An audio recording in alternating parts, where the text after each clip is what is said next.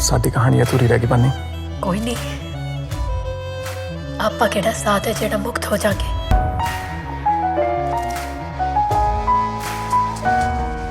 मैनू मर के मिलिया तू कैसी किस्मत है।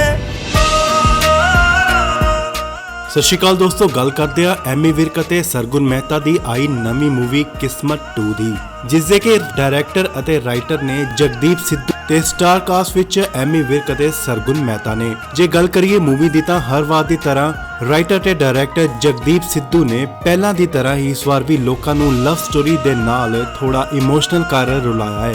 ਸੋ ਪਟਿਆਲਾ ਦੇ ਫੂਲ ਥੀਏਟਰ ਵਿੱਚ ਲਏ ਗਏ ਰਿਵਿਊਜ਼ ਦਾ ਕਿਵੇਂ ਰਿਹਾ ਰਿਜ਼ਲਟ, ਆਓ ਉੱਥੇ ਦੇ ਲੋਕਾਂ ਤੋਂ ਹੀ ਜਾਣਦੇ ਹਾਂ। जिथे चलूंगी चलेगा नाल मेरे, टिकटा दो ले ला। ਚੱਲਣਾ ਤਾਂ ਨਾਲ ਹੀ ਹੈ ਤੇਰੇ ਹੁਣ। ਸਭ ਤੋਂ ਵਧੀਆ ਸਰਗੁਣ ਮਹਿਤਾ ਦੀ ਐਕਟਿੰਗ ਲੱਗੀ ਦੁਬਾਰਾ, ਤੇ ਐਮੀ ਵਿਰਕ ਤਾਂ ਹਮੇਸ਼ਾ ਘੈਂਟ ਹੀ ਲੱਗਦਾ। ਤੇ ਨਹੀਂ, ਪਹਿਲੀ ਵਾਲੀ ਸਟੋਰੀ ਜ਼ਿਆਦਾ ਵਧੀਆ ਸੀਗੀ, ਬਟ ਹਾਂ ਇਹ ਵੀ ਮਤਲਬ ਬਰਾਬਰ ਦੀ ਹੈ। ਬਹੁਤ ਬੜੀ ਮੂਵੀ ਹੈ, ਮਜ਼ਾ ਆ ਗਿਆ। ਮੈਂ ਪਹਿਲੀ ਮੂਵੀ ਦੇਖੀ ਆ ਕੇ ਪੰਜਾਬੀ, ਇੱਥੇ ਬੜਾ ਮਜ਼ਾ ਆਇਆ। ਬਹੁਤ ਵਧੀਆ ਮੂਵੀ, ਸਾਰਿਆਂ ਦੀ ਵਧੀਆ।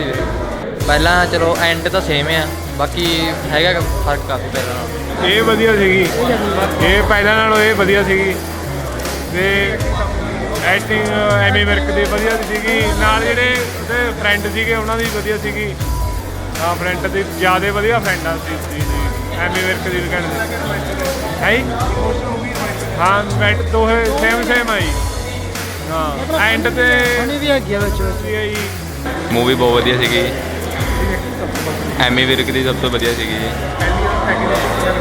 ਦੂਜੀ ਵਧੀਆ ਸੀਗੀ, ਵੈਸੇ ਤਾਂ ਦੋਨੇ ਵਧੀਆ ਸੀਗੀਆਂ ਮੂਵੀਆਂ, ਤਾਂ ਸੈਕਿੰਡ ਇਮੋਸ਼ਨਲ ਸੀਗੀ। ਸਾਨੂੰ ਤਾਂ ਮੂਵੀ ਬਹੁਤ ਵਧੀਆ ਲੱਗੀ। ਸਾਨੂੰ ਤਾਂ ਐਮੀ ਵਿਰਕ ਦੀ ਲੱਗੀ।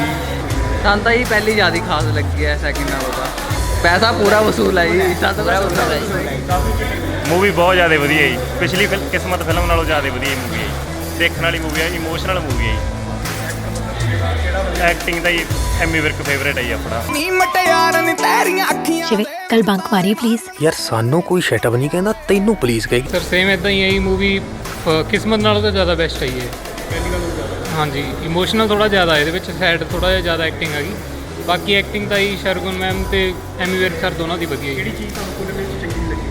मूवी च। नहीं सर, मूवी तो ऑल दी बेस्ट है। एमी विर्क वैसी फेवरेट है जी साडे, मूवीज़ तो सारियां हिट होंदियां ने उन्हां दियां। हाँ जी, बहुत वधिया एक्टिंग है जी, सारे एक्टर ने ਜਿਹੜੇ ਵਧੀਆ ਐਕਟਿੰਗ ਕਰੀ। ਮੂਵੀ ਇਮੋਸ਼ਨਲ ਸੀ ਜੀ, ਬਾਕੀ ਬਹੁਤ ਵਧੀਆ ਮੂਵੀ ਲੱਗੀ, ਵਧੀਆ ਐਕਟਿੰਗ ਸੀ ਸਾਰਿਆਂ ਦੀ। ਤੇ ਤੁਸੀਂ ਚਾਹੁੰਦੇ ਹੋ ਕਿ ਕਿਸਮਤ 3 ਵੀ ਆਉਣੀ ਚਾਹੀਦੀ? ਹਾਂ ਜੀ, ਹਾਂ ਆਉਣੀ ਚਾਹੀਦੀ ਆ, ਪਰ ਉਹ 'ਚ ਥੋੜ੍ਹਾ ਜਿਹਾ ਇਮੋਸ਼ਨਲ ਪਣ ਘਟਾਉਣਾ ਚਾਹੀਦਾ ਇਹਨਾਂ ਨੂੰ, ਤੇ ਫਨੀ ਜ਼ਿਆਦਾ ਕਰਨੀ ਚਾਹੀਦੀ ਹੈ। ਕੁੜੀਆਂ ਕਾੜੀਆਂ ਸਾਰੀਆਂ ਰੋਈ ਜਾਂਦੀਆਂ ਸੀ ਜੀ। ਤੁਹਾਡੀ ਕਿਹਦੇ ਅੱਖਾਂ 'ਚ ਆਂਸੂ ਆਏ? ਆ ਗਏ ਜੀ, किसी तो नहीं ਥੋੜਾ ਮੋਟਾ ਹੋ ਜਾਂਦਾ ਜੀ ਇਮੋਸ਼ਨਲ, ਪਰ ਬਾਹਲਾ ਨਹੀਂ। ਫਿਰ ਵੀ ਮੁੰਡੇ ਘੱਟ ਇਮੋਸ਼ਨਲ ਹੁੰਦੇ ਨੇ ਕੁੜੀਆਂ ਨਾਲੋਂ। ਬਹੁਤ ਵਧੀਆ ਮੂਵੀ ਹੈ, ਪਰਿਵਾਰਕ ਮੂਵੀ ਹੈ। ਇਹਦੇ ਵਿੱਚ ਪਹਿਲਾਂ ਨਾਲੋਂ ਐਮੀ ਵਿਰਕ ਦੀ ਜਿਹੜੀ ਸਰਗੁਣ ਮਹਿਤਾ ਦੀ ਬਹੁਤ ਹੀ ਵਧੀਆ ਪਰਫਾਰਮੈਂਸ ਹੈ, ਕਿ ਅਸੀਂ ਆਸ ਕਰਦੇ ਹਾਂ ਕਿ ਸਾਰੇ ਲੋਕ ਇਹ ਮੂਵੀ ਵੇਖਣ ਆਉਣ। ਤੇ ਇਹਦੇ ਵਿੱਚ ਬਹੁਤ ਹੀ ਜੀਵਨ ਦਾ ਡੂੰਘਾਈ ਦੇ ਨਾਲ ਜਿਵੇਂ ਜੀਵਨ ਚੱਲਦਾ ਉਸ ਹਿਸਾਬ ਦਾ ਸਾਰਾ ਦਰਸਾਇਆ ਗਿਆ ਹੈ। ਸੋ ਅਸੀਂ ਆਸ ਕਰਦੇ ਹਾਂ ਕਿ ਇਹ ਮੂਵੀ ਦਿਨ ਦੁੱਗਣੀ ਰਾਤ ਚੁਗਣੀ ਤਰੱਕੀ ਕਰੂਗੀ। ਮਜ਼ਾ ਆ ਗਿਆ ਦੇਖ ਕੇ ਮੂਵੀ, ਪਹਿਲੀ ਨਾਲੋਂ ਵੀ ਬਹੁਤ ਗੁੱਡ ਹੈ। ਬਿਲਕੁਲ ਕਰਾਂਗੇ ਭਾਈ ਜੀ। ਨਹੀਂ, ਇਹ ਪਰਫੈਕਟ ਹੈ ਜੀ, ਵਧੀਆ ਲੱਗੀ, ਵਧੀਆ ਜੀ। ਹਾਂਜੀ ਵਧੀਆ। तेरे को देसी है क्या? तेरा दिमाग खराब उतरा, मैं ठेका खोलिया हुआ।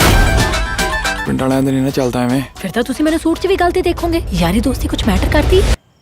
ਅੱਗ ਤੇ ਪੈਟਰੋਲ ਦੀ ਕਾਹਦੀ ਦੋਸਤੀ। ਮੂਵੀ ਬਹੁਤ ਵਧੀਆ, 10 ਦੇ ਵਿੱਚ 9.5 ਸਟਾਰ ਨੇ। 10 'ਚ 10 ਪੁਆਇੰਟ ਦਿੰਦਾ ਮੈਂ। 10 ਚੋਂ 10 ਹੀ ਦੇਵਾਂਗੇ ਤਾਂ। 10 ਚੋਂ 9। 10 ਚੋਂ 9। 10 'ਚ 10 ਹੀ ਮਿਲਣਗੇ।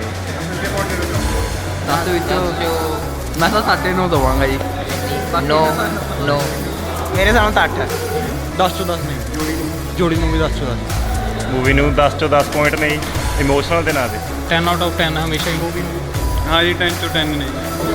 10 ਚੋਂ 10 ਜੀ। 10 च 10।